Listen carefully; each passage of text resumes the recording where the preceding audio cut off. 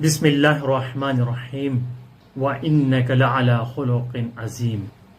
یہ کردار کے اوپر دلالت کرتی ہے یہ آیت کریمہ، اور جب قرآن کردار کو بیان کرتا ہے تو اس طریقے سے بیان کرتا ہے کہ کردار ایمان کے عملی طور پر اظہار کرنے کو کردار کہا جاتا ہے۔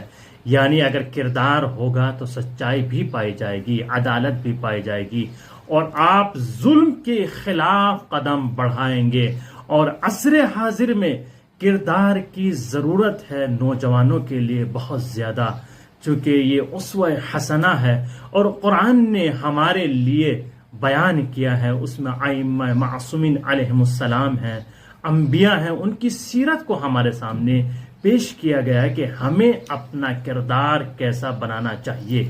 کردار سازی آج نوجوانوں کے لیے بہت ضروری مرحلہ ہے۔